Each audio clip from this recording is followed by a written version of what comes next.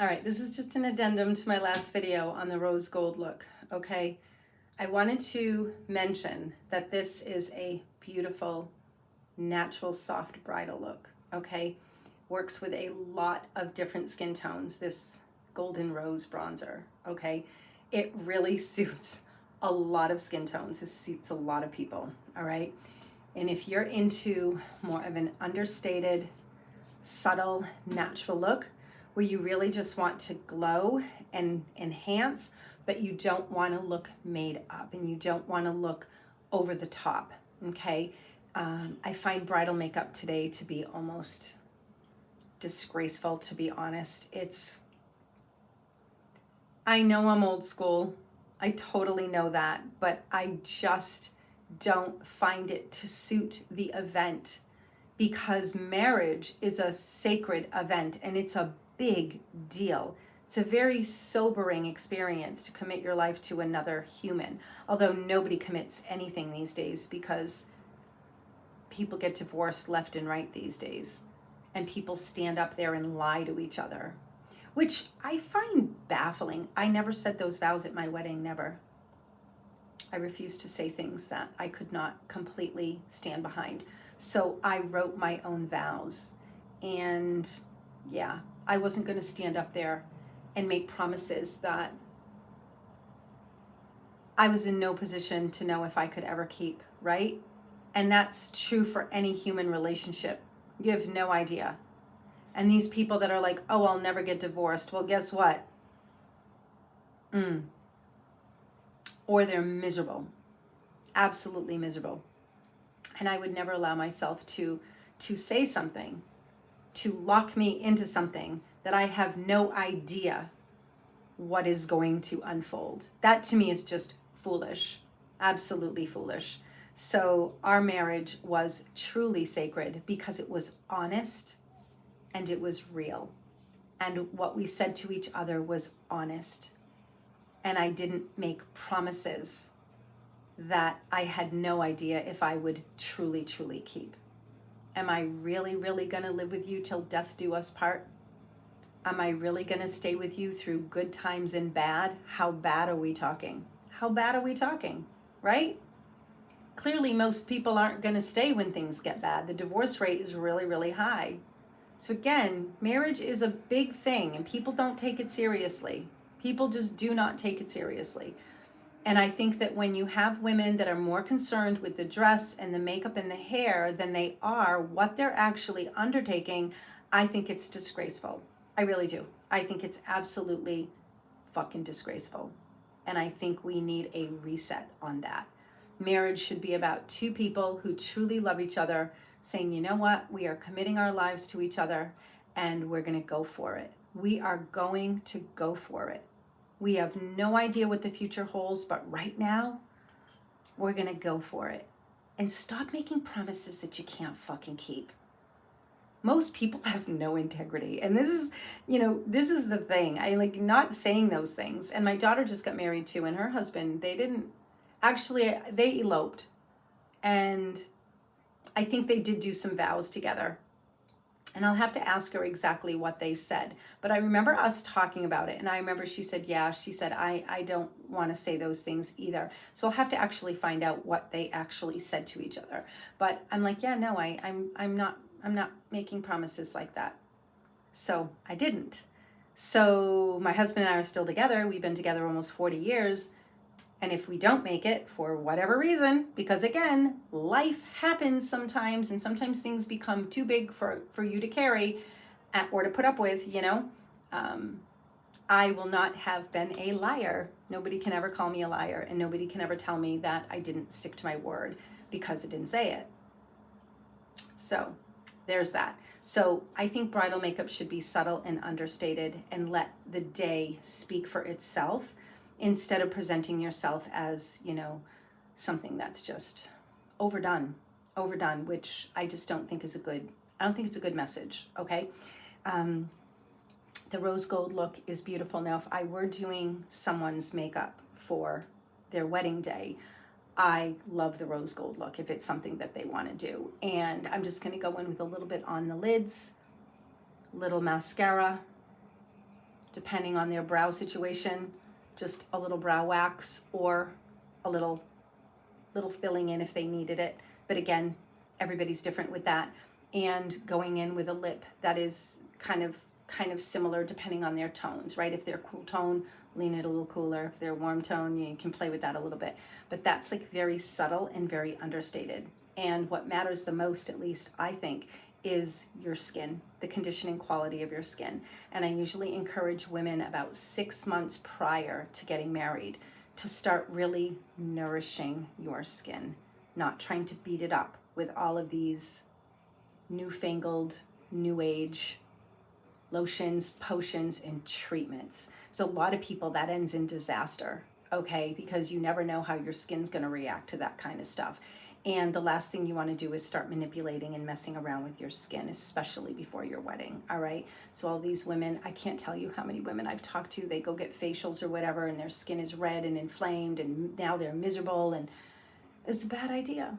It's a really, really bad idea. And I hate facials anyway. I hate them because, yeah, they're pretty aggressive this day and age. It's not like the old school stuff. The stuff that I learned was like hardcore old school, okay? All of the new stuff is really aggressive, and they're putting enzymes and chemical peels and doing, you know, all sorts of shit on your face that can cause a lot of inflammation, irritation, redness. And for some people, it can actually take a long time for that to heal. I just don't understand people. I really don't. So I usually encourage people to start a very nurturing skincare process, I should say, not a program, but a process about 6 months prior. Start eating a better diet that truly nourishes your skin. You guys know how I feel about that. I'm big into the high-fat, animal-based diet, very low carb, to make sure that your skin cells are actually getting the nourishment and the fat and the cholesterol and the amino acids that it really needs to build healthy skin cells, and then to follow a process that is very nurturing and very nourishing. And I teach people how to do that. And I just share with them my process and, you know, show them how to actually nurture their skin so that their skin is actually truly beautiful, not because they're manipulating it with all sorts of stuff that can really come back to bite you in the ass. So I think bridal makeup should be subtle and understated, and your skin should be glowing from within.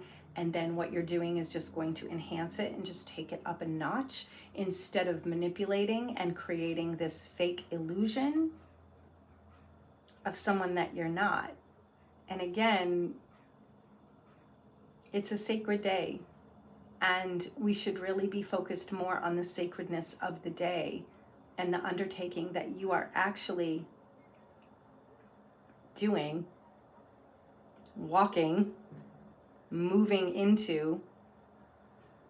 And the day should be more about your commitment to one another and not looking like someone that you're not. How do you just enhance? And you can look beautiful. You can, you know, have a subtle, beautiful hairdo. You can have subtle makeup that is enhancing, but not over the top. And I've always felt like the idea is you want someone to look at you and go,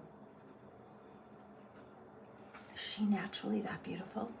You don't want someone looking at you going, look at all that makeup she has on. Everything about her is over the top. And believe me, that's what people are thinking. They are. They just don't have the balls to say it. But that's what they're thinking when they see a bride walk down the aisle and she's in a fucking negligee, full face of makeup, hair all, you know, tweaked beyond recognition. You're putting out an image, and that's fake. It's fake. Real men are not attracted to that. They're not. I'm sorry. Good men are not attracted to that. Good, real men with integrity, high value men. And I don't mean the high value men that Andrew Tate and those freaks talk about. They are low value men. They are the lowest of the low. It's hysterical. We live in an upside down world. Those men are not high value men. Okay, what's high value about you? Because you make a lot of money. God knows what you're doing to make that money. Makes you high value. You're low value. And any woman that wants you has no self-esteem and has no integrity herself.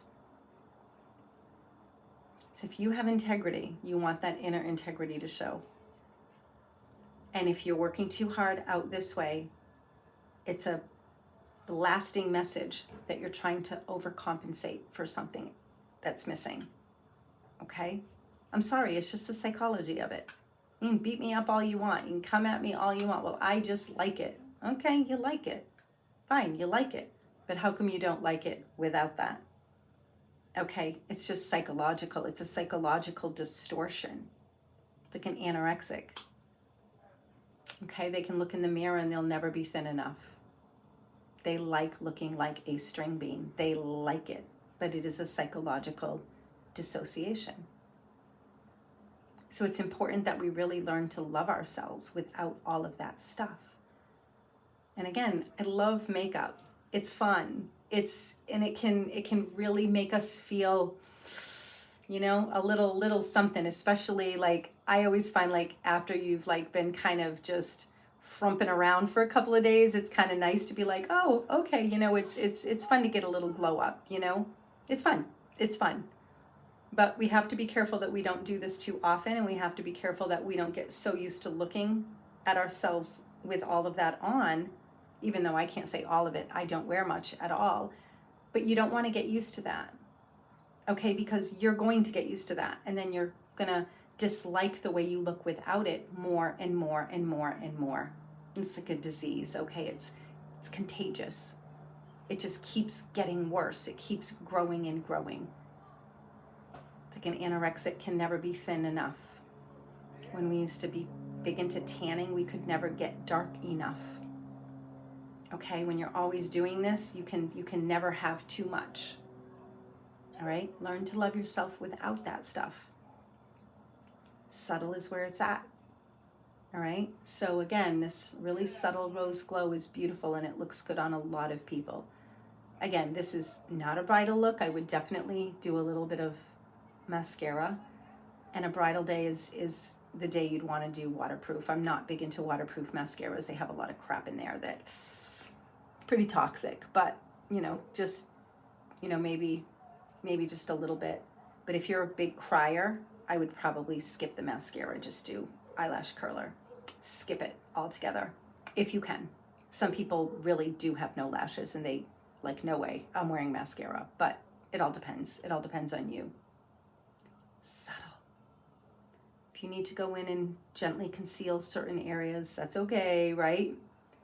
But none of this manipulation to the point of people are going to be looking at your makeup instead of taking in the experience. Okay, the experience. You have to keep it all in context, right? We have to keep it all together in the right way. And weddings have become circus shows. Very expensive circus shows. It's disturbing. It's very disturbing. I was so grateful that my daughter and her husband decided to elope. They had the most beautiful wedding. Beautiful. And of course, I only saw pictures of it and little videos, but it was truly beautiful. And it was everything they wanted. And, beautiful, understated, gorgeous. Everything about it was beautiful. And yeah, they're going to have like a little reception kind of thing at some point. So we'll get to have our fill of that, but it's really important to remember why you're walking down that aisle and what you're actually doing. Be less focused on this and more focused on the commitment that you're about to make, and maybe write your own vows and don't make promises that you can't keep, because that is a sign of having no integrity. Okay, the world is full of people with no integrity. So I think maybe there are going to be a handful of people that say the traditional vows, they mean it, they stick to it, and they're able to go the distance. I'm sure there's people that will do that. But I wouldn't do that no matter what. Because if things get too bad and things are unbearable, abusive, or just downright disgusting, not staying. No fucking way. Like, I'm not imprisoning myself with another human who repulses me. Like, I would never do that to myself, never. And I think people are foolish to do that, because sometimes people, I don't know if they change or if their true colors just come out, because a lot of people get married to people and they've been fooled by them. They're not, they're not being authentic. They don't know the authentic person. So always make sure you show people who you really are. All right? And that's half the battle. Show them who you really are and let them see if they really like you. I think many people just marry the wrong people.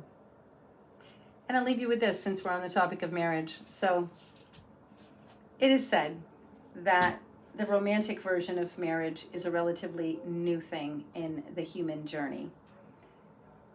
And while that may be true from the perspective of recent history, meaning, I don't know, past few thousand years, overall, I don't believe it at all. Because a woman's biology, okay, is really designed that if she's not turned on, if she doesn't feel safe, if she doesn't feel loved, if she doesn't feel connected and comfortable, her body parts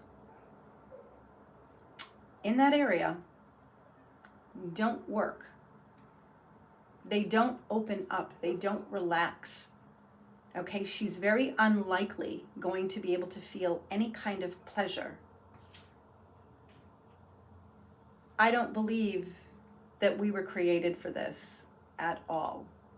I don't believe that we were created to be with people and have to have sex with them that we were not connected to, or someone that we didn't want to be with. I don't believe it at all. Absolutely don't believe it for 1 second. And it's just biological. Because our biology requires us to feel safe, connected, comfortable. We have to like somebody in order for our body to respond in that way, unless you are a prostitute. Prostitutes are actually able to completely numb out from their body. Okay? And that's what allows them to be able to do this with multiple people that are strangers. There's no love there. There's no connection. They're just able to do it. Now, do they feel pleasure? I don't know. I don't know. I'm not going to comment on that. I have no idea. But they're able to do it. But what I can tell you is that if you are in tune with your feelings, in tune with your body, in tune with your essence, it is going to be downright horrific. Okay, your body isn't going to relax. It's going to be constricted. It's not going to feel good. It can be downright painfully torturous for some. And I believe that women have the ability to feel intense pleasure during sex and lovemaking as a clear sign that whoever created us intended women to have as much pleasure as men. But for women, it's more complicated. And I don't believe for 1 second that marriages are supposed to be purely practical. I just don't believe that, because I'm a woman. And I can tell you right now, I'd never be with a man willingly that I was not in love with or really into. Really into. Never. Wouldn't happen. My body would not respond at all. So, relationships are sacred, right? They're fucking sacred. And we have to start treating them as such. Anyway, it's my little rant for today. I'm almost at 20 minutes. I'll be signing out.